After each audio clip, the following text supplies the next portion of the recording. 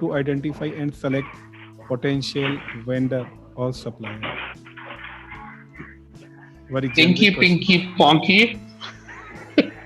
Do Inky Pinky Ponky. Whichever guy wears the red shirt, if you like red shirt, that's the easiest way to select the supplier. I think a lot of people do that as well. So, so Absolutely. I'm glad that you're putting in thought in it, Gaurang, of whether that you pick the right supplier, right, to identify it as well. I know a lot of us do a lot of Google search.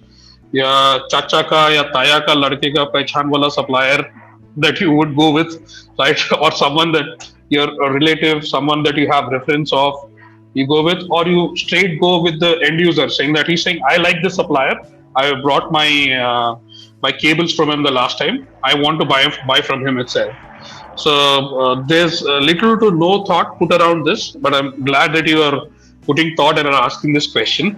There are a couple of ways, depending on what you want to buy and how much you want to buy, whether you're going to buy from him too often or it's just a one-time buy. So there are these different variations, and basis those variations, you'll need to choose your method of selecting a supplier. Okay. Now, so if it's a one-time buy, you obviously don't need to do too much of an effort. But if it's but still there's certain validation that you need to do with the supplier, just so that he's the right guy. Deepak, do you mind going on mute? I think there's a lot of disturbance on your phone line. Or can you put him on mute? Yeah, thanks. Awesome.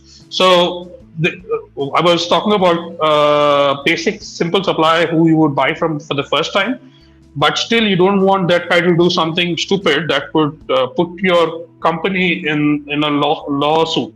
He ended up getting the product produced by a small kid who was 12 years old, and because of that, you are also coming into the fuss. So you need to do that basic identification or look at those specific requirements basis the company or the region or the type of buy that you are doing.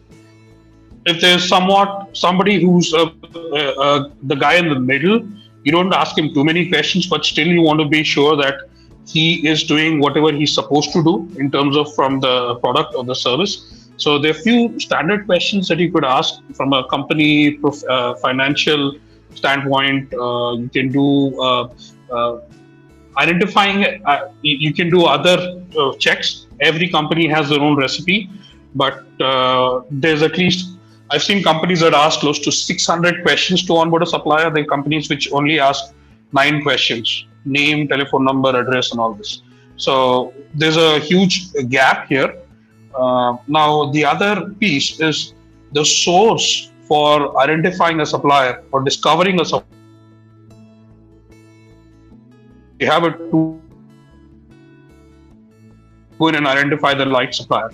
And this is what I've seen. So you basically attack the supplier identification basis 2 or 3 based years, depending on what kind of purchase that you're doing. And you will manage the supplier thereafter, depending on the classification you give in that supplier. Does that